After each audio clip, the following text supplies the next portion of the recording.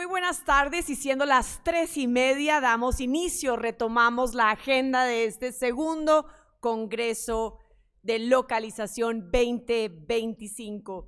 Tenemos ya nuestra última jornada de la tarde. Bienvenidos y gracias por mantenerse todavía aquí, estos auditorios llenos de interés, de propuestas, de personas en este tema. A quienes se conectan en streaming también bienvenidos y gracias por permanecer.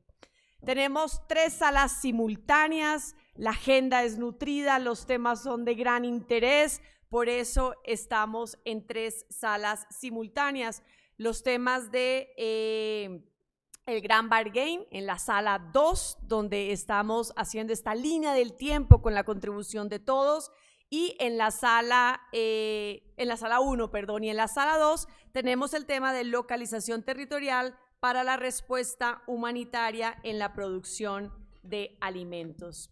Nos vamos con el quinto y último espacio, todo lo que significa este espacio multiactor. Mis panelistas tienen tantas ganas de hablar que ya todos están aquí muy juiciosos, listos para intervenir. Quiero darle una especial bienvenida a Carolina Perdomo de la CID, a Bárbara Baptista de OCHA, gracias por estar aquí, Florian Stodolny, Hanks Hiper de Venezuela, Colombia, y a Janet Rincón de Cáritas Venezuela. Y tenemos el privilegio de tener hoy la moderación de Carlos Moreno de la Pastoral Social Cáritas Colombiana. Yo, más que extenderme, quisiera que Carlos presentara a estos ponentes, presentara la temática pues, de este último espacio, que efectivamente hablará de brechas, desafíos y estrategias. Tienes la misión, Carlos, de cerrar con broche de oro una jornada que ha estado llena de experiencias, conocimientos, intercambios, retos, desafíos, pero sobre todo de esperanzas y de oportunidades para replantear la ayuda humanitaria. Bienvenidos. Gracias, Diana, a todos por la presencia en este auditorio frente a lo que es esta conversación multiactor sobre desafíos, brechas y estrategias en localización. El marco que vamos a tener nosotros es una conversación con 4 expertos. Janet, a mi izquierda, es coordinadora del Observatorio Socioantropológico del Consejo Episcopal Latinoamericano y del Caribe, CELAN. Janet es magíster en estudios médicos, especialista en epidemiología, y también desde su rol acompaña a Cáritas Venezuela como consultora. Ha tenido diferentes experiencias y esto ha permitido que ella escriba y genere reflexiones sobre la localización en la región andina. Carolina Perdomo, directora de la Corporación Infancia y Desarrollo, ella es licenciada en pedagogía, también es psicóloga, magíster en gestión social, lleva más de 20 años en el sector humanitario, específicamente en protección, educación y en la defensa de derechos humanos. Últimamente tiene un rol bastante fuerte liderando todo el tema de localización y de fortalecimiento de actores humanitarios y locales en Colombia. Florian, coordinador humanitario de la organización Hanks Hiper en Colombia, igualmente es especialista en Derecho Internacional Humanitario, también en resolución de conflicto y paz. Tiene diversa experiencia en Colombia, Venezuela y Afganistán en respuesta humanitaria y coordinación humanitaria. Bárbara Batista, representante adjunta de la Oficina de Asuntos para la Coordinación, la Oficina de Naciones Unidas para la Coordinación de Asuntos Humanitarios, OCHA. Bárbara es licenciada en Antropología, tiene una experiencia superior a 20 años liderando respuesta humanitaria, coordinando respuesta humanitaria no únicamente en Colombia, América Latina, sino también en otros continentes como Asia y África. Este espacio, como ustedes ven, está alimentado por experiencias y conocimientos bastante amplios que nos permitirán consolidar 3 puntos en específicos de los desafíos en temas de financiación, de liderazgo y estrategias a la luz de la coyuntura humanitaria que tenemos hoy. Para dar apertura a la primera pregunta, quiero recordar lo que trae el Gran Pacto, el Gran Bargain. Justamente el 2016, las organizaciones, donantes, cooperantes se comprometieron en dar un 25%, en destinar un 25% de los fondos a organizaciones locales y nacionales de la forma más directa. El último informe que dio justamente esta organización muestra que para el año 2024, en octubre, no se había alcanzado una cifra superior al 5% en temas de financiación. Dado esta apertura, vamos a comenzar con la primera pregunta. Son 4 minutos por cada panelista experto para dar respuesta a la siguiente pregunta. En específico, lo que queremos conocer es cuáles son los desafíos que enfrentan los actores humanitarios locales y nacionales en materia de sostenibilidad y acceso de calidad en el financiamiento. No sé quién quisiera. Pues, Bárbara, dale. A ver, sí. Pues mira, voy a empezar yo porque como OCHA tiene como una especie de panorama global, también, por supuesto, la SID, Carolina, que es líder de nuestro grupo de localización, pues también tiene, ¿no?, esta visión global de cómo es la situación de temas de financiamiento para organizaciones locales y nacionales en Colombia. Primero yo quería mostrar, porque este es el Congreso de Localización de la Acción Humanitaria América Latina y Caribe, y creo que es importante resaltar los avances que ha hecho Colombia en los últimos 2 años, 3 años en temas de localización, y que ha abierto un poco, el acceso a financiación a organizaciones locales y nacionales con el establecimiento de un fondo humanitario aquí en Colombia. Un fondo que empezó a implementarse el año pasado y que visibiliza la necesidad de contemplar la localización como elemento estratégico, ¿no?, de este fondo. Este fondo solamente financia organizaciones locales y nacionales, lo cual se diferencia mucho de otros fondos en otros países donde, bueno, pues hay un porcentaje, ¿no?, pero no es la totalidad del fondo. Aquí es la totalidad del fondo. Y además es un fondo que tiene un componente de formación, capacitación, de guía, de acompañamiento de estas organizaciones, independientemente de haber identificado organizaciones con una calidad pues muy alta que les han hecho elegibles de este fondo, ¿no? Tenemos un pool, hemos empezado con 23, pero estamos hablando de en torno a 40 y pico, ¿no? Entonces, esto marca un poco la dirección, ¿no?, hacia dónde vamos y la manera en la que tenemos que articular con otros potenciales donantes. Y no se trata solamente de acceder a los fondos, sino de qué manera podemos acceder a los fondos. Porque el hecho de que ahora mismo no haya mayor accesibilidad a los fondos es precisamente por unos criterios absolutamente estrictos y casi inalcanzables, o sea, que no son realistas. Y entonces yo creo que hay que hacer una revisión de esos criterios de elegibilidad que se adecúen a las condiciones y particularidades de los distintos países, ¿no?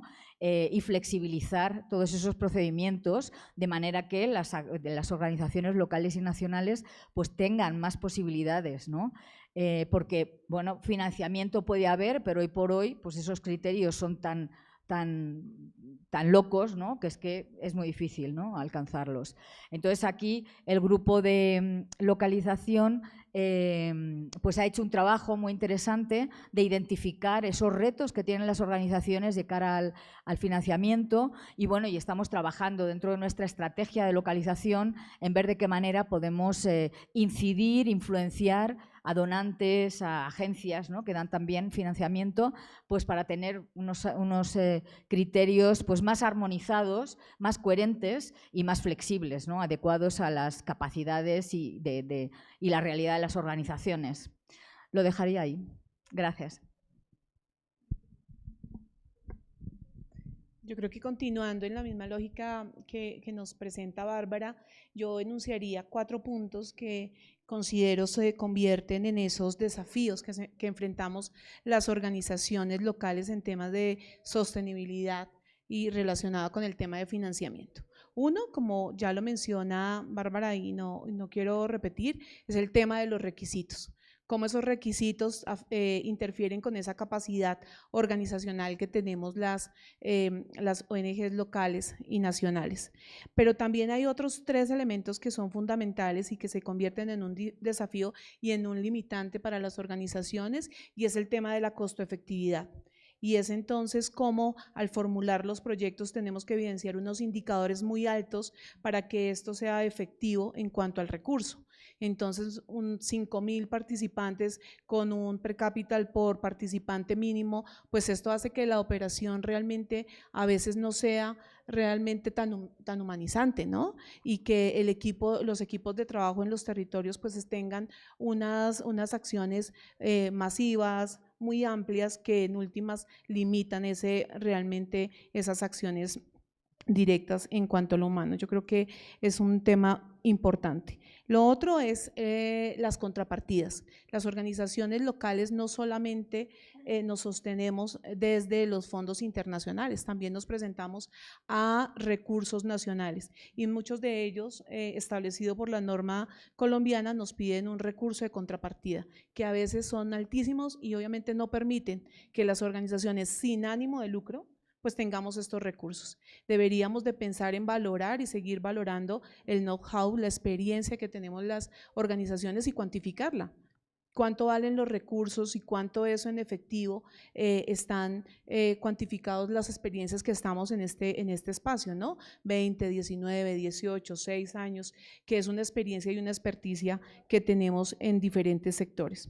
Lo otro está asociado a las organizaciones locales somos y estamos unidas a un régimen especial, pero realmente cada vez más estamos siendo limitadas por las normas legales de Colombia en cuanto a temas tributarios, en cuanto a temas legales, en cuanto al tema de talento humano, de Ministerio de Trabajo, que nos limitan y que son recursos, talento humano que no están contemplados en los proyectos y que definitivamente limitan, insisto, y se convierten en ese desafío de financiamiento para las organizaciones locales. Yo lo dejaría ahí.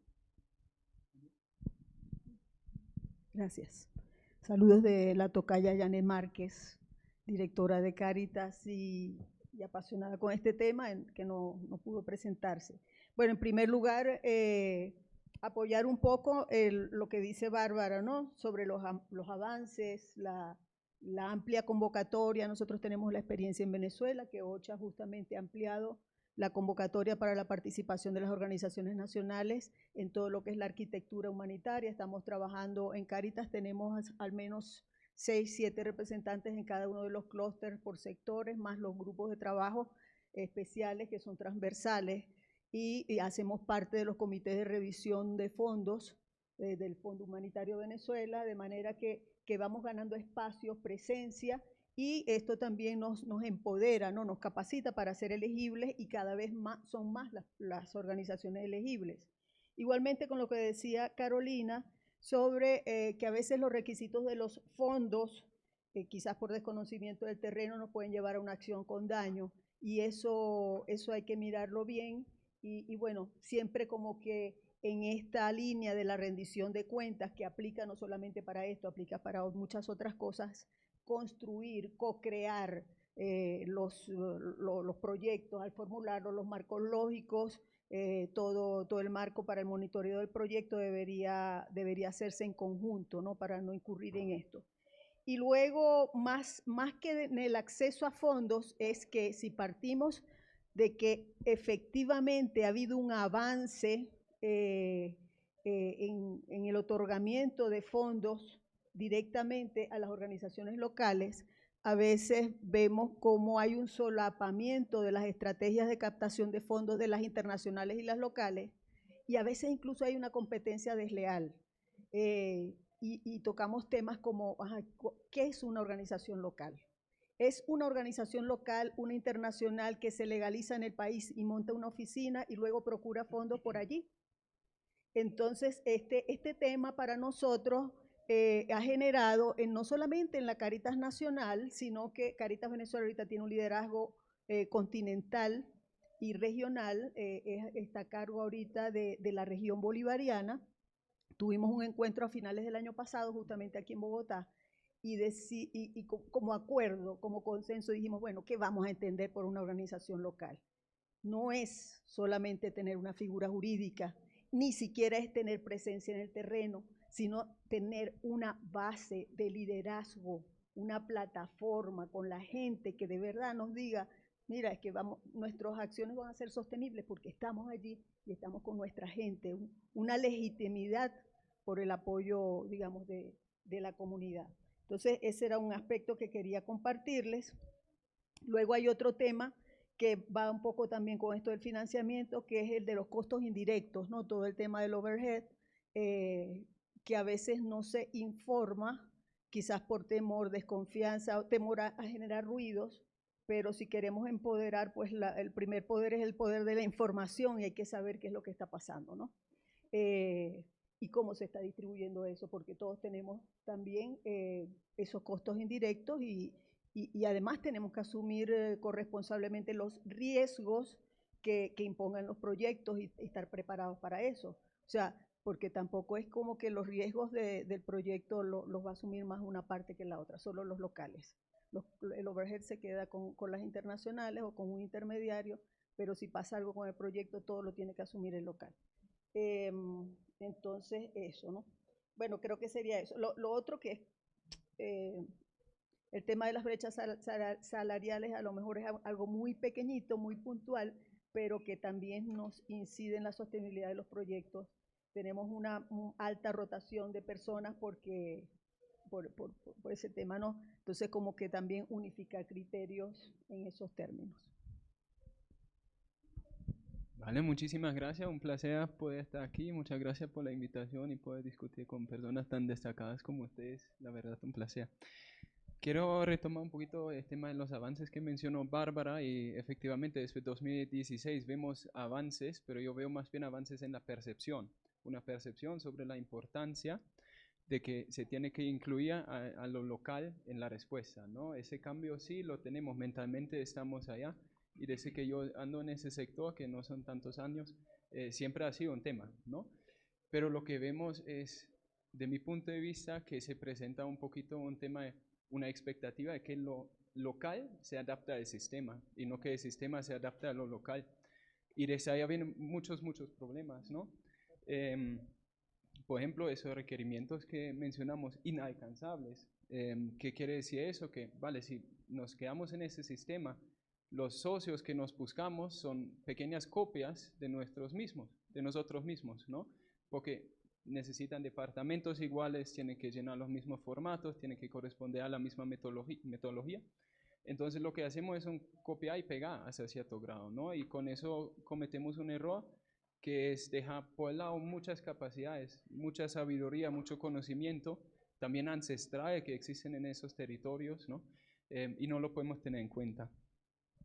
Y dentro de eso siempre digo, vale, ¿cómo lo podemos hacer mejor, no? Yo creo que un poquito más de confianza nos hace bien, ¿no? Si yo ya he elegido a un socio local, pues lo hago en base a una confianza que debe existir, ¿no? Entonces puede ser ¿cómo se dice eso? Qué pena. Algo que puede gobernar un poquito esa relación, es algo entre amor y control proporcionado, ¿no? Porque yo no puedo controlar todo y cada céntimo que se gasta en terreno, ¿no? Allá no llego. Y lo que hago es, yo impongo muchos problemas en la operatividad de socio local. Yo creo que también hay que repensar un poquito los mecanismos de financiación, porque lo que hacemos es financiar en base a proyectos, ¿vale? Un proyecto de una duración de 6 meses, 9 meses, un plan de personal, pero eso no es ninguna estabilidad y seguridad hacia el futuro, ni para una ONG internacional, ¿no? Eso es algo que afecta a todos. Y pensar más bien en fondos más libres, multianuales, ¿no? Que permiten desarrollar propias estrategias, creatividad que estimula todas esas cosas, ¿no? Porque nos movemos mucho en una estructura muy fija de proyectos, de metodología, etcétera, ¿no? Y eso es el informe, eso es el indicador, y mientras el informe y los indicadores se ven bien, todos están contentos, ¿no? Y eso es un pequeño error de diseño. Y creo que también un tema importante es el acceso a los donantes, ¿vale? Aquí tenemos un ejemplo muy interesante de fondo humanitario que tomaron ese paso y dijeron, no vamos a pasar por la ONG internacional, vamos a trabajar directamente con lo local. Pero lo que pasa, si yo trabajo con un socio local, yo tengo un acceso único al donante. Nunca voy a la mesa con el socio local y eso pues me da un poder muy importante en todo lo que va a pasar. Y si hay problemas en el proyecto que hago, pues hay un socio local que no funciona muy bien. Porque yo tengo miedo de que yo vaya a perder mi financiación, mi posicionamiento con el donante que he trabajado durante mucho tiempo, ¿no? Y también veo un tema muy interesante, siempre cuando se habla de lo que es la localización, hablamos exactamente de ONGs que corresponden a ciertos criterios y dejamos casi totalmente por fuera lo que es la sociedad civil, capacidades instaladas en las comunidades, ¿no? Porque esas estructuras nunca van a tener la capacidad de moverse en una lógica de un proyecto internacional. Nunca, eso no va a pasar. Y como último punto que quisiera hacer en este tema de financiamiento, creo que también hay una forma de que tanto ONGs internacionales, pero aún más ONGs locales puedan diversificar sus fuentes de ingresos. No todo siempre tiene que depender de una plata que me llega de fuera. Yo puedo realizar actividades pagadas, consultorías hacia alcaldías, puedo crear ofertas turísticas, lo que sea, ¿no? Pero este ingreso lo puedo reinvertir en mi razón social, ¿no? Yo creo que también en una coyuntura como la tenemos actualmente, también toca repensar un poquito mis fuentes de ingreso. Cambio. A todas y Florian, gracias por la respuesta. Si bien pues hay unos avances frente al acceso a fondos multidonantes, multilaterales o mancomunados, como mencionaba Bárbara, también vemos que hay unos puntos en común que hemos tocado sobre los desafíos y quisiera mencionar algunos, y es justamente la flexibilidad, criterios de acceso y de reconocimiento de organizaciones locales y nacionales, la competencia desleal, específicamente también comprendiendo la corresponsabilidad que tienen los donantes con las organizaciones en el marco de la implementación de los proyectos, la gestión del conocimiento local, y creo que esto es importante porque ese es el valor agregado que justamente tiene la cooperación internacional, y creo que allí es lo que han mencionado todos los expertos que están acá, y es justamente cómo esa contrapartida que no es financiera también se reconoce esa gestión, ese conocimiento que tienen las organizaciones que permita acceder a diferentes niveles de recursos. Mencionando esto, pues reconocemos que los recursos financieros son importantes, pero también hay unos pilares importantes para llegar al desarrollo de actividades que tienen las organizaciones locales y nacionales, y es justamente esas estrategias o esas acciones que logran tener en liderazgos de coordinación humanitaria. Por lo tanto, esa es nuestra siguiente pregunta, y es ¿cómo podemos garantizar el posicionamiento hacia un liderazgo de organizaciones humanitarias locales y nacionales en coordinación humanitaria? Bien. Pues eso es muy, muy interesante. Yo creo que en Colombia, desde que empezamos a implementar la iniciativa Flagship, bueno, pues el tema de localización, tú has mencionado el acuerdo del Grand Bargain, bueno, pues queríamos que eso fuera una realidad, ¿no? Porque es verdad que llevamos años y años hablando, pero realmente no hemos conseguido ver unos resultados tangibles, ¿no?, de la implementación. Le damos largas y sin embargo, bueno, la implementación del Flagship nos ha dado la oportunidad de realmente trabajar en ese tema, ¿no? El equipo humanitario del país, aquí en Colombia, pues desarrolló una estrategia de localización y está aplicando esa estrategia, sobre todo liderada por el grupo de localización que lidera la CID y la organización Apoyar, que Pedro está por aquí, ahí. Y entonces, pues una de las cosas fundamentales que además ahora vemos, sobre todo si tenemos en cuenta la crisis en la que nos encontramos actualmente, que lamentablemente pues muchos de los aquí presentes lo estarán sufriendo en sus propias instituciones y organizaciones, pues eso nos da una oportunidad para que realmente la localización sea real, ¿no? Entonces, nosotros estamos ahora mismo en una fase en la que no solamente los logros que ya hemos hecho en la implementación de la localización, donde tenemos 3 organizaciones locales liderando equipos locales de coordinación en territorio, estamos mapeando a todas estas organizaciones para que tengan visibilidad a través de una plataforma que se está creando y que ellas gestionan. Estamos generando, tú, Janet, hablabas de la información, muy importante, estamos generando también mecanismos de comunicación entre las organizaciones precisamente para que puedan acceder a información y sepan, ¿no?, lo que de lo que se trata, ¿no?, todo este tema. Obviamente estamos participando en la capacitación de estas organizaciones para que participen más activamente tanto como miembros de los equipos locales de coordinación como miembros del equipo humanitario de país, como en la Junta Asesora de nuestro Fondo Humanitario, donde las organizaciones locales son mayoría en términos de proporción, ¿eh? No, obviamente tenemos también otros participantes, pero hay más organizaciones locales y nacionales que internacionales, por ejemplo. Y están muy presentes en la planificación. Hemos incrementado enormemente la participación de organizaciones locales y nacionales en nuestro plan de respuesta, identificación de prioridades comunitarias y presentación de proyectos a nuestro plan de respuesta. Entonces, todo esto son logros que hemos alcanzado en los últimos años y que yo creo que ahora, pues como mencionaba, ¿no?, la crisis en la que nos encontramos pues hace que sea todavía más relevante y más estratégico el que realmente apostemos por la localización y que avancemos de forma muchísimo más rápida, ¿no? En nuestra estrategia de reestructuración de la coordinación a nivel territorial, en la que bueno, pues tenemos que entrar porque estamos perdiendo capacidad y tenemos que repensarnos, pues ahí obviamente la opción de organizaciones locales para liderar equipos, para gestionar información, pues es una realidad en la que vamos a empezar a trabajar ya. Y bueno, lo quería dejar ahí. Gracias.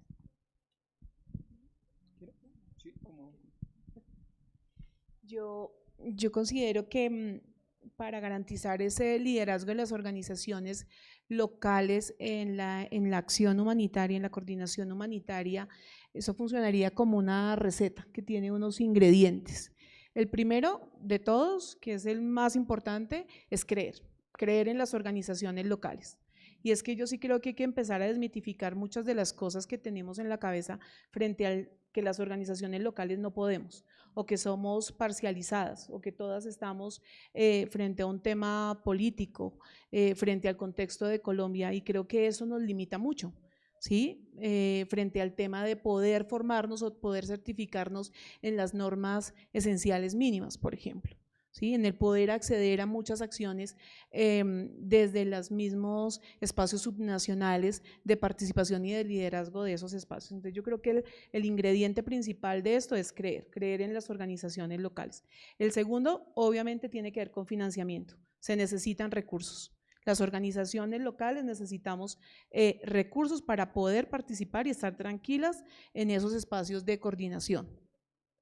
Claro, lo podemos hacer y hemos evidenciado acciones, como lo señala Bárbara, donde tenemos organizaciones locales que están liderando y coliderando espacios de equipos locales de coordinación, donde llevan la bandera, donde hacen un papel protagónico de estas acciones. Pero se necesitan recursos para, en la calidad de esos profesionales o de las mismas direcciones, no estén asumiendo diferentes roles.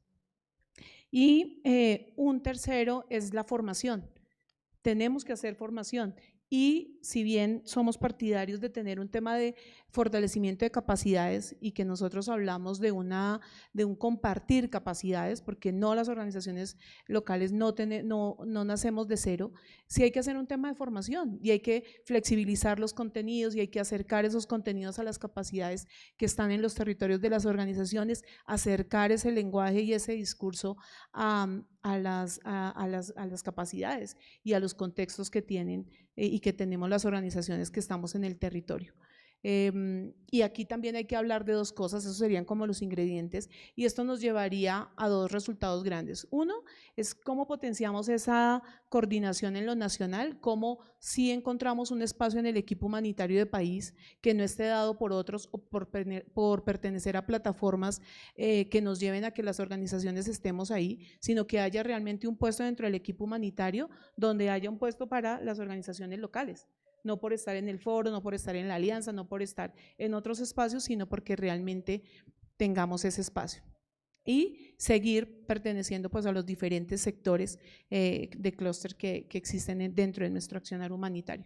Y en lo subnacional, pues cómo se tienen en cuenta esos términos de referencia que dan la oportunidad y la posibilidad que las organizaciones locales entren. Ahorita nos estamos enfrentando a una situación de crisis donde la mirada sí se está volcando a las organizaciones locales. Ahora sí vamos a poder coordinar y coliderar espacios en la arquitectura humanitaria en los grupos, en los espacios subnacionales, cuando y ahora pues no tenemos recursos. Entonces es importante ver eso, o sea, yo creo que eso nos está abriendo también una puerta y es de reinventarnos y es de repensarnos y de seguir potenciando esa coordinación desde el territorio para lo nacional. Otra vez coincido con ustedes. Efectivamente, bueno, como les comenté antes, los cambios que ha venido haciendo OSHA o la apertura, pues nos ha permitido acceder a espacios también de incidencia y de coordinación humanitaria. Los clústeres se han convertido y las reuniones en escuela de unas y otras organizaciones, las más débiles, a lo mejor las que todavía no son elegibles, están aprendiendo de otras. Así que son espacios realmente valiosos para ir ampliando todo este tema y profundizando la localización. Y también con Carolina lo de creer, confiar en que podemos aprender, que las organizaciones locales podemos aprender técnicamente, una narrativa, una forma de actuar en esos espacios y visibilizarnos en esos espacios de incidencia y con esos actores de incidencia, ¿no? Ahí funcionaría perfectamente el inglés de introduce the leaders, introducirnos a esos espacios. Allá hemos tenido dos experiencias muy valiosas para nosotras. Uno es que en medio de toda la conflictividad política que se ha generado y de esas tensiones, justamente OCHA ha abierto esos espacios de diálogo y que nos permiten construir puentes que bueno, esperamos que vayan siendo duraderos, o sea, para poder realmente tener una acción sustentable, ¿no? Sostenible en el tiempo. Y bueno, aquí está Nico de CRS, con CRS también a través de su programa Empower, nos abrieron una puerta por ahí que no solamente nos fortalecieron en nuestras capacidades de incidencia, sino que hubo una experiencia también de acercamiento a espacios importantes internacionales de incidencia, así como, bueno, ellos dan un paso atrás, aquí están los locales, conversen con los locales. Eso ha sido una experiencia muy importante para nosotros. Luego, bueno, compartir las lecciones aprendidas, ¿no? Los unos de otros. Y hay una parte que nos toca a los locales, nosotros también hacer red, quizás PANAL, en el caso de Venezuela, y aquí está Diana, esta plataforma humanitaria nos ha permitido también irnos organizando, porque es que la ayuda humanitaria va a salir en cualquier momento, ¿no? Ya hay una disminución de fondos. ¿Qué va a pasar después? ¿Qué va a pasar con la coordinación de nuestras acciones cuando esto se vaya? ¿Cómo lo hacemos sostenible? Bueno, es fortalecernos también en nuestras redes locales para poder garantizar la permanencia. Y algo no menor de nuestra presencia en nuestros espacios, pero que ha salido en nuestras reuniones, el tema del idioma, de la lengua como una limitante, una excluyente, un factor excluyente a veces para poder garantizar ese liderazgo local y en la coordinación humanitaria en algunos espacios. Bueno, ahorita hay muchas tecnologías y hay muchas posibilidades para que esa limitante o ese factor de exclusión podamos superarlo entre todos. Vale. Yo quisiera aportar que yo creo que hoy en día en los espacios de coordinación que tenemos no se adaptan bien los protocolos y maneras de trabajar a lo que es lo local, lo que son también conocimientos ancestrales, maneras de trabajar que tal vez para la gente de Europa, de Estados Unidos, no es tan evidente a la primera vista, ¿no? Lo que me llama mucho la atención, yo fui formado ya en Europa, en Alemania, y puedo ir a una reunión aquí en Colombia participar y es la misma lógica. No hay una diferencia, hay un protocolo, alguien que, ¿no? Y uno se pregunta, culturalmente aquí no hay otra cosa que tal vez podamos tener en cuenta, tal vez un otro enfoque, ¿no? Y vale, yo veo allá también un copiar y pegar, muchísimo, ¿no? Yo creo que el co-liderazgo en los clústeres que se mencionó es una buena práctica que se debe profundizar, pero mientras esos espacios de coordinación permanecen en la misma lógica, los avances no van a ser muy significativos. Además, yo creo que también hay que repensar, y allá la iniciativa Flagship, etcétera, que tenemos por parte de OCHA, ya es un paso en la dirección correcta, es ver cómo podemos lograr un fortalecimiento, una capacitación constante porque a un socio local no le ayuda una visibilidad de un año, unos talleres en un proyecto que están pagados, ¿no? Sino se trata de un proceso de mentoring, de rotación de personal entre diferentes entidades, etcétera, y se requiere un compromiso a largo plazo, ¿no? Porque nadie va a avanzar con un partnership de un año, ¿no? Eso va para ningún lado, eso apenas alcanza para conocerse bien, ¿no? A mí me llamó mucho la atención el tema de los sueldos que mencionó Janet ahorita. Eso era un punto que también había reflexionado antes de esa charla aquí.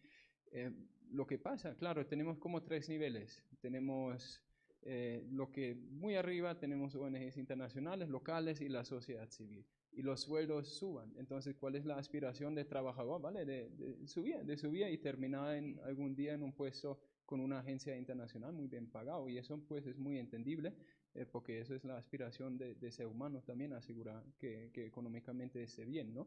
Y las diferencias son muy marcadas. Allá no hablamos de 500.000 pesos mensuales de diferencia, sino un cambio de un puesto de una ONG local que hace un muy buen trabajo, pero yo voy a una ONG internacional que hace el mismo trabajo en la misma zona y ya me pagan lo doble. ¿Vale? ¿Qué hago? ¿No? Allá no cabe mucha duda, ¿no? Mucha gente que he conocido aspiran a eso. Eso es el próximo paso, ¿no? ¿Y qué significa eso para los colegas que lideran organizaciones locales? Siempre están con ese miedo de una fuga de cerebro, ¿no? Y eso le golpea extremadamente duro. También creo que hay que contemplar inversiones estructurales. También hay que hablar de overhead costs, esas cosas, ¿no? Porque ¿cómo puedo tener la expectativa de que un actor local puede sostenerse a través de tiempo si no hago esa inversión estructural? Yo solo le pago el personal y un poquito de transporte y vale bien, pero como ese actor debe tener recursos a su mano para su propia gestión, para realizar ideas propias que no son impuestos, ¿no? Creo que allá hay cosas por contemplar. También, pues, yo creo que también a nivel local siempre se pueden buscar iniciativas propias de coordinación. No tenemos que esperar hasta que venga alguien que nos explique cómo es el mundo, ¿no? Yo creo que hay mucho potencial para organizar cosas a nivel local, crear nuevos espacios de coordinación donde actualmente hay vacíos, ¿no? Y también a mí me llamó mucho la atención lo que mencionaron de ayudarse, compartir recursos, etcétera, ¿no? Yo creo que allá todavía hay un potencial muy grande. En inglés la palabra es twinning, como trabajo de pares, ¿no? Entre ONGs locales que se ayuden, que transmiten un conocimiento ya obtenido, y así también escalar un poquito el alcance de todo eso. Y claro, al final del día lo que siempre hace falta es, para medirlo un poquito, algunos indicadores de liderazgo de localización. ¿Cómo puedo medir que eso se da por un lado y que sea como con cierta calidad también? Cambio. Este año 2025 pues tiene unas crisis superpuestas, ¿no? Entonces tenemos crisis prolongadas, desplazamientos, pero especialmente también la contracción financiera, que es justamente algo que hemos estado mencionando de la coyuntura humanitaria, de la cual no únicamente América Latina y el Caribe se encuentra, sino en general es una situación a nivel mundial. Y es por eso que reconocemos que nuevamente a ese gran pacto que se hizo en 2016 se suma un nuevo reto, y es todo lo que hemos estado hablando, estos desafíos que se tienen, pero ahora la contracción financiera. Entonces, justo con esto tendríamos la tercera pregunta, y es ¿cuál debería ser ese principio o estrategia que se debe tener en cuenta en la acción humanitaria para que se garantice la respuesta y la sostenibilidad de las respuestas de los actores locales y nacionales en el marco de la coyuntura en la que estamos actualmente?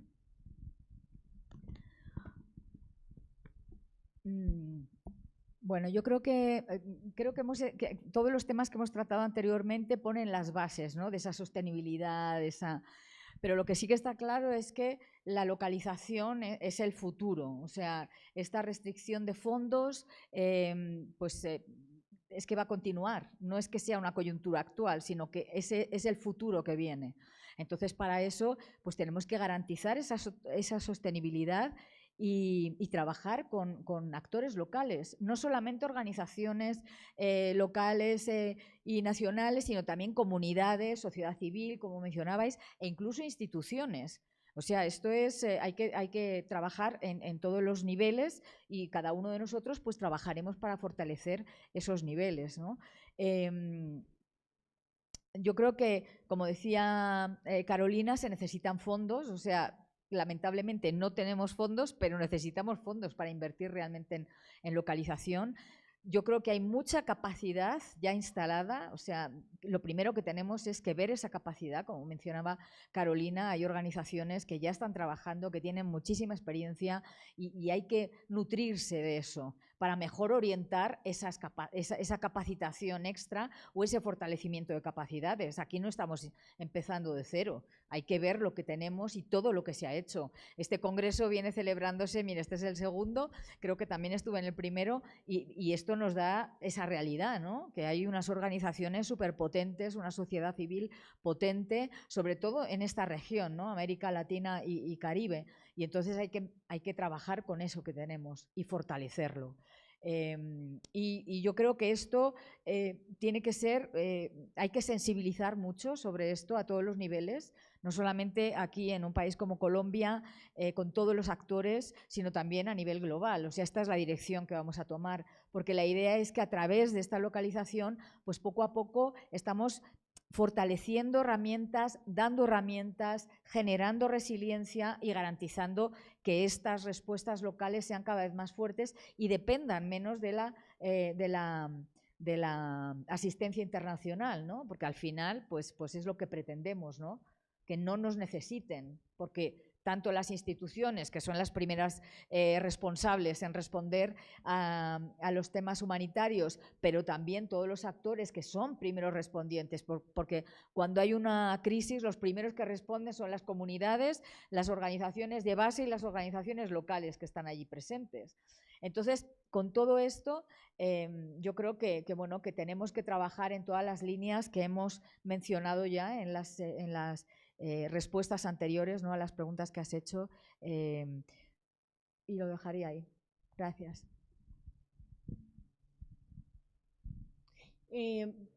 Estoy totalmente de acuerdo con lo que plantea Bárbara. Creo que la respuesta es trabajar en red, trabajar en alianzas, en trabajar en consorcios, en unas miradas regionales. Y quiero hablarles entonces de la experiencia del grupo de trabajo de localización.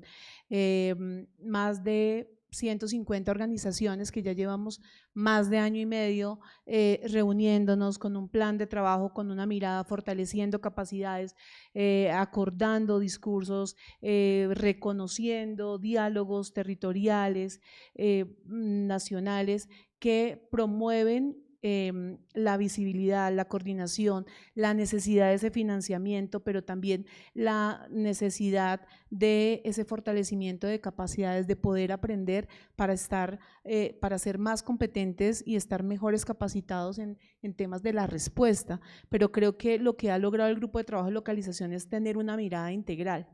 Y es que nos hemos reconocido como organizaciones desde el accionar humanitario, pero también como organizaciones que trabajamos en ese tema de desarrollo, que no nacemos con una línea de, oiga, yo solamente voy a hacer un tema de acción humanitaria, sino que nacemos para en ese sentido de ayuda y en ese sentido de humanidad, y desde ahí tenemos que seguir fortaleciendo seguimos fortaleciendo esa mirada integral y no sectorializada como la tenemos. Entonces, esto es salud, esto es educación, sino que hay que ir ganando en esos temas y en esa respuesta, y por eso es que las acciones de las organizaciones locales, y no es en vano que decimos que somos los primeros respondientes, porque es pertinente lo que se hace, mientras que se llega con un espacio temporal para educación, pues nosotros ya hemos habilitado una casa donde los niños y niñas están estudiando, donde se hace una atención básica en salud, donde se hacen primeros auxilios psicológicos. Entonces,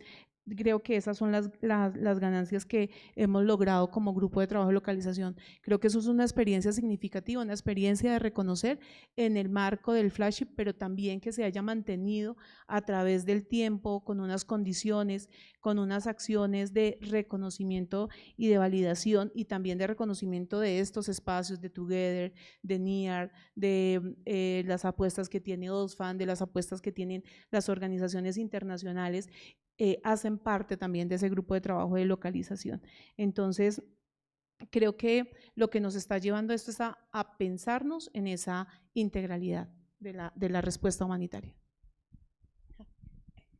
Bueno, nosotros lo reflexionamos en términos de principios, ¿no? Pensamos principios, subsidiariedad, integralidad y trascendencia, co-creación, identidad, flexibilidad.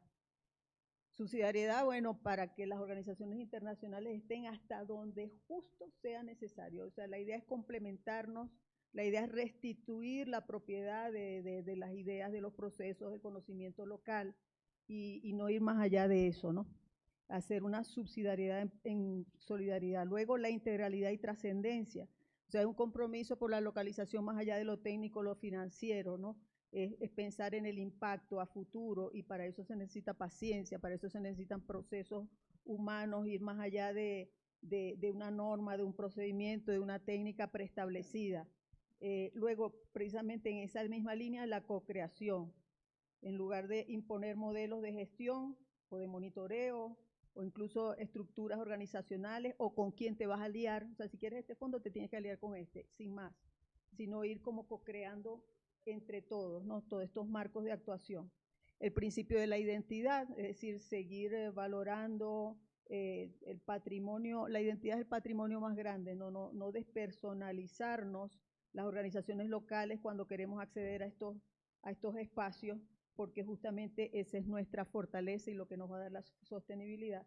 Y luego la flexibilidad, decía ya aquí el amigo, esto es un proceso, la localización en pleno desarrollo, un proceso en pleno desarrollo, y hay que ir paso a paso, hay que ir como es ahora un llamado en la iglesia, caminando juntos, en sinodalidad, con paciencia, sabiendo que a lo mejor vamos a necesitar proyectos multianuales, porque es que esto no es de ahorita, esto es poco a poco que nos vamos construyendo, y como decía nuestro finado Papa Francisco, para caminar juntos de lo local a lo universal, lo primero que se necesita son espíritus libres y dispuestos a encuentros reales. A lo mejor tendríamos que empezar por nosotros mismos y mirar si tenemos esa libertad, cultivar esa libertad personal y la disposición a encontrarnos unos con otros. Vale, muchas gracias, muy interesante. Tal vez para una pequeña reflexión, ¿no? Al final del día, todo lo que es también la localización, la ayuda humanitaria, se está desarrollando en algún marco estratégico por parte de los donantes, ¿no? Eso no es que aquí hablamos y un día dicen todos que tienen el poder y el control sobre los recursos, no, lo vamos a soltar, ¿no? Allá hay también intereses, ¿no? Pero yo veo que paso a paso se están buscando maneras que puedan hacer conforme a muchos actores, incluidos de soltar un poquito más de poder y control, ¿no? Porque con cada dólar, con cada peso que yo envío a otra entidad, yo dejo poder y control, ¿no? Y eso es una realidad que también tenemos que tener presente. Yo estoy muy de acuerdo con seguir fortaleciendo, también hacerlo de una manera de un aprendizaje mutuo, ¿vale? No solo llegar con metodologías, con conceptos prefabricados, sino estar muy abierto a adaptar y a repensar todo lo que nos podamos encontrar en el camino, y para eso se requiere ese compromiso a largo plazo. No puede ser algo que logro en 1 año o 2 años. Y también otro punto que es muy importante, que tenemos que garantizar un crecimiento saludable para los actores locales, ¿no? Que vemos en muchos contextos es, allá hay un actor local que sabe corresponder a las demandas y requerimientos y lo vamos a sobrecargar, le vamos a dar más proyectos, se crece y pues ya no hay proyecto y tienen que despedir a 50 personas. Entonces eso es un problema y necesitamos una diversificación de mercado como consecuencia de eso. Más que 40 organizaciones, eso es un paso muy, muy importante. Ojalá en algunos años hablamos de 150, 200 organizaciones, y también tenemos una penetración más hacia la sociedad civil, porque allá hay muchísimas capacidades y hay muchísimo potencial que todavía no lo estamos tocando. Y como principios, para responder la pregunta bien, me gustó mucho lo que dijo Janet. Yo también tengo aquí anotado subsidiariedad y poder compartido. Veamos dónde se toman las decisiones. ¿Las decisiones se tienen que tomar en una sede en Europa? No creo. ¿Se tienen que tomar en Bogotá? Ya nos estamos acercando un poquito, ¿no? Pero tenemos que ver dónde se toman las decisiones y quién pueda tomar decisiones. Necesitamos un diseño local. Ya mencionado, aquí yo hablo con colegas y me dicen, yo ya me traducí ese documento al español porque estaba en inglés. Pues, ¿qué hacemos? Tomamos algunas cosas de otras partes, las traducimos y las repetimos, ¿no? La flexibilidad me parece extremadamente importante por parte de las entidades que lideran tal vez esa relación. Por algunas circunstancias se requiere mucha flexibilidad. Y yo repito la necesidad de también extender esos mecanismos hacia la sociedad civil. Eso es algo que he aprendido aquí en Colombia. Si uno va a nivel de barrio, a cualquier vereda, siempre hay alguna organización, algo organizado que está allá y que espera, que está en la espera de que lo incluyamos algún día. Pero yo creo que allá todavía hace falta un camino aún más largo, porque allá no vamos a lograr un copia y pegar. Eso realmente es un cambio de percepción y de manera de trabajar. Vale, muchas gracias. A las cuatro, gracias por compartir las experiencias y responder las preguntas. Tenemos el tiempo para dar apertura a unas preguntas en público precisas. Si no, abordaríamos el cierre del espacio. No sé si... ¿Pregunta?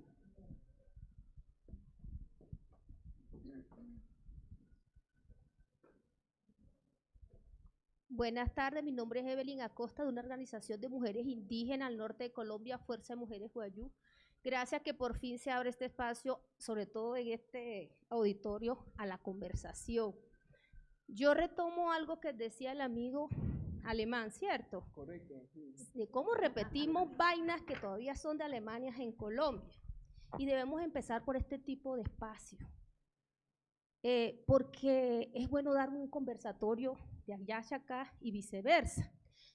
Sería interesante que en estos paneles también esté parte de la sociedad civil, de las organizaciones de base también, para que contemos cuál es la experiencia, qué hemos aprendido, cuál ha sido lo interesante, qué tenemos que decir, porque vemos que en el transcurso de del día falta eso. No sé cómo fue el primer congreso, pero ojalá para un tercero podemos cambiar una metodología más participativa. Como pueblos indígenas, nosotros no vemos las cosas como paz, desarrollo, humanitario. Nosotros nos toca responder todo, y las mujeres más. Y hablamos de un sistema del cuidado, pero ahí vamos, y hacemos más voluntariado que tener un talento humano a quien poderles pagar para hacer lo nuestro.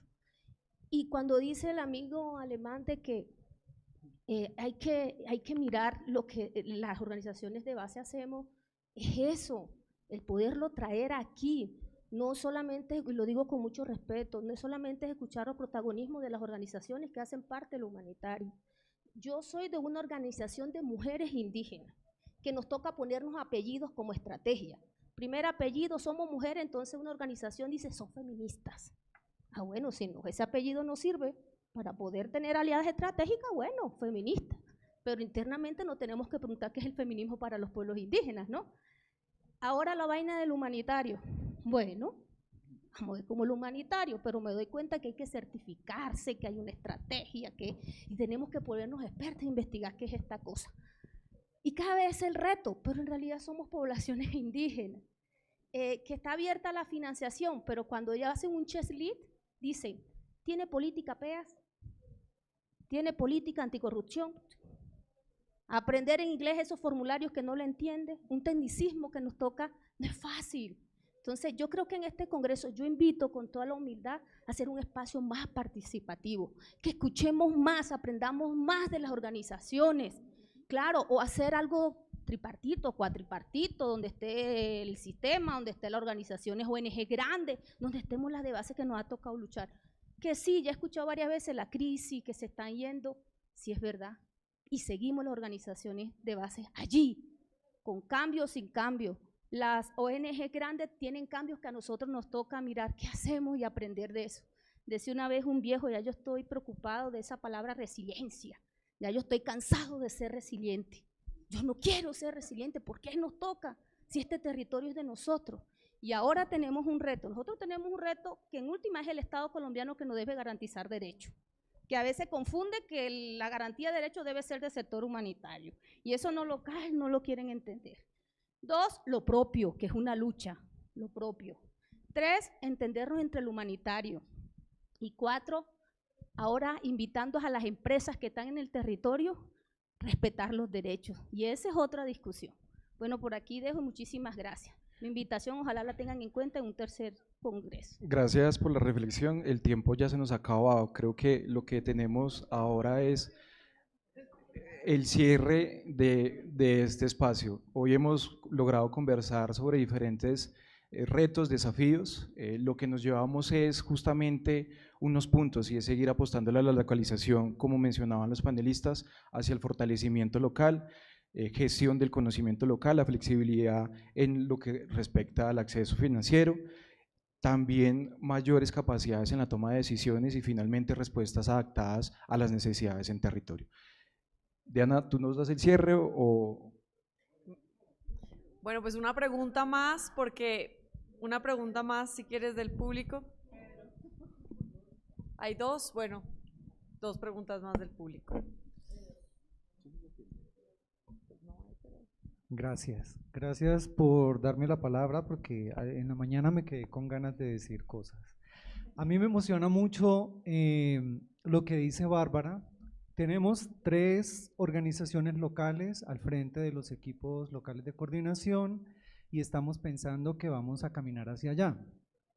En Colombia tenemos 14 ELC y 4 equipos humanitarios mixtos.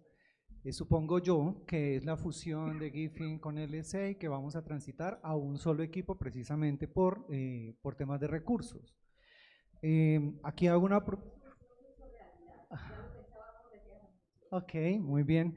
Creo que en eso también estamos pensando desde el grupo de trabajo de localización, pero ahí quiero hacer una propuesta para que pues, se la lleve, la medite, la piense, y es si se requieren de todas formas los coordinadores, y eso implica unos recursos, podríamos pensar, no sé, un proyecto país que financie todas estas coordinaciones, porque la coordinación sí o sí se requiere. Y podamos que aunque, no, lo que estamos buscando es que las coordinaciones estén en cabeza de algunas, los coliderazgos estén en cabeza de algunas ONGs locales, nacionales, puedan ser, poner esos recursos, bien sean la organización local para pagar las coordinaciones o que se haga a través de un proyecto país, para que las organizaciones podamos tener un profesional dedicado a hacer esta tarea con toda la disciplina, con todo el rigor que se requiere para poder gestionar los datos y presentar los contextos para la toma de decisiones.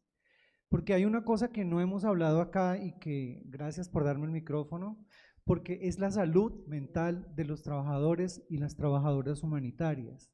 Muy bien que nos den la oportunidad como organización local a coordinar un espacio, un ELC, por ejemplo, o un equipo mixto, un equipo humanitario mixto, pero que aparte de todas las tareas que tengo yo como director de una organización, gestionar, preocupado por lo que está sucediendo, porque además estamos en un punto de estrés máximo y de desesperación. Las ONGs, no sé si en diciembre todavía estemos, vamos a perder seguridad jurídica, porque nosotros tengamos o no tengamos proyectos, tenemos que cumplir con unas normas, como lo decía Carolina, fiscales, tributarias, legales, digamos, con el régimen, digamos, con la ley en cuanto a temas laborales. Entonces vamos a estar a final de año disponibles tal vez, o nos van a contratar a través de una agencia de Naciones Unidas a todos, y nos vamos a regresar entonces a tener una estructura gigante de ACNUR, de OIM, de UNICEF, en fin.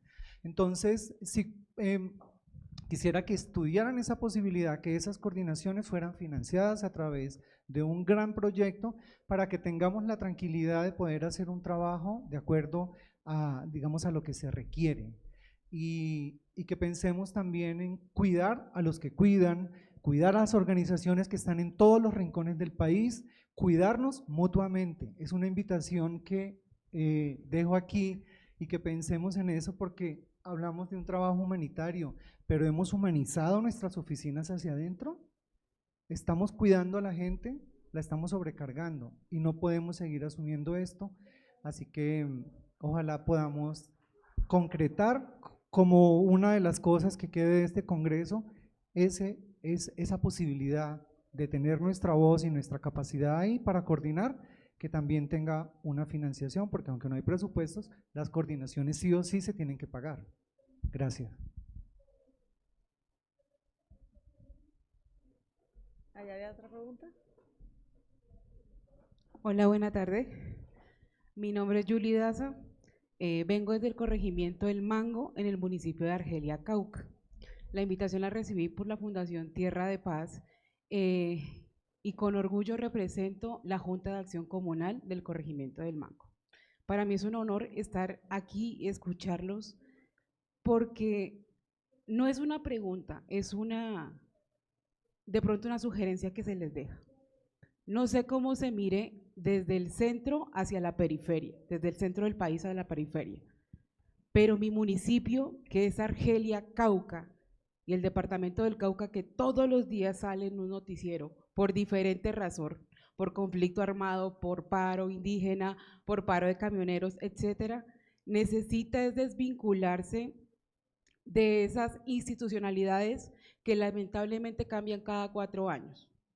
Los gobiernos locales cambian cada 4 años, pero las personas que quedamos allá somos líderes que conocemos nuestras comunidades. Soy politóloga y soy especialista en gobierno y política pública, especialista en paz y desarrollo territorial, y soy presidente de junta de un corregimiento. Pero así también quiero decirles que no he necesitado solamente la alcaldía o la gobernación para un proyecto. Estoy en estos espacios porque me lo he ganado. Y quiero que ustedes busquen y volteen la mirada y no solamente lleguen a la alcaldía municipal de un municipio, que busquen más allá al fondo, a unos líderes que necesitamos inversión y que necesitamos ser visibilizados, y que no solamente esos acompañamientos, porque sé que han habido acompañamientos, se queden en una capacitación. Por nuestro territorio llegan a ser capacitaciones, pero nunca las implementamos. Somos capacitados en cuanta infinidad ustedes quieren. Tengo certificados y mi comunidad tiene certificados, pero hasta ahí. Nos dejan localizados, nos dejan identificados. Pero para hacer intervención, discúlpenme, yo llevo 8 años en una junta de acción comunal y me he tocado las puertas, y lo poco que he conseguido no ha sido por acción de hechos que sean a futuro, de proyectos que se presenten, sino que desafortunadamente por reacción a una emergencia, porque se presenta un desplazamiento masivo, porque hay combate, porque hay muertes, y ese no es el hecho. El hecho es hacer intervención desde ahorita, porque yo soy consciente que la paz del país, o la paz que estamos buscando en nuestro territorio, empieza desde la reconciliación, desde el perdón y también desde la reconstrucción del tejido social. Y esa reconstrucción del tejido social no solamente se basa en que estemos aquí, se basa en la operatividad que ustedes lleven a territorio. Así que desde el corregimiento del Mango, en el municipio de Argelia, en el departamento del Cauca, busquen o búsquenme, porque no soy egoísta y necesito que mi municipio se identifique no solamente por guerra y por conflicto. Nosotros ya estamos en la época del post-conflicto y llevamos buscando desde 2016 que la unidad de víctimas nos haga una reparación colectiva. Ya cumplimos 9 años y hasta el momentico no hemos visto que el parque principal sea reparado, que la caseta donde fue bombardeada sea reconstruida. Y no he visto tampoco que haya un apoyo psicosocial, que haya un apoyo a líderes. El día de hoy me perdonan, me disculpan, pero sí quiero que ustedes volteen a ver esa mirada desde el centro y se ubiquen en la periferia, y se ubiquen en aquellos lugares en donde hoy por hoy necesitan más. Muchísimas gracias.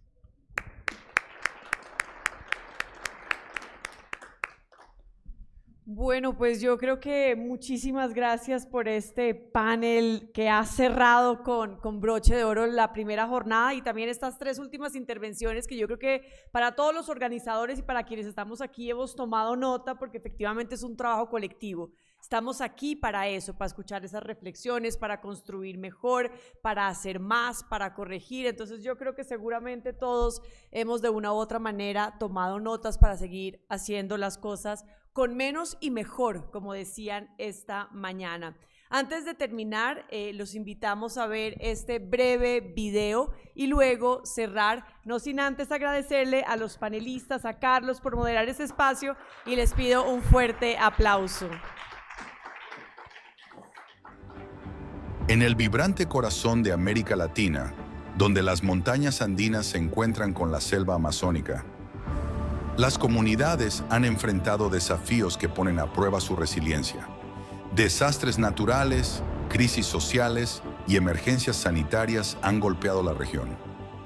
Líderes comunitarios, organizaciones locales y voluntarios han sido los primeros en responder, pero sus voces a menudo han sido silenciadas o ignoradas en las mesas de decisión globales. En 2023 se gestó una iniciativa que buscaba cambiar el paradigma de la acción humanitaria. Así nació el Congreso de Localización de la Acción Humanitaria. En mayo de 2025, la histórica ciudad de Bogotá se prepara para ser el epicentro de la tercera edición del Congreso. Durante 2 días, el 6 y 7 de mayo, líderes locales, expertos y organizaciones se reunirán. Este Congreso no es solo un evento, es un movimiento. Una red de solidaridad donde cada hilo representa una comunidad, una historia. Bogotá 2025 será recordado como el punto de inflexión. Sé parte de la historia. Localización es el futuro.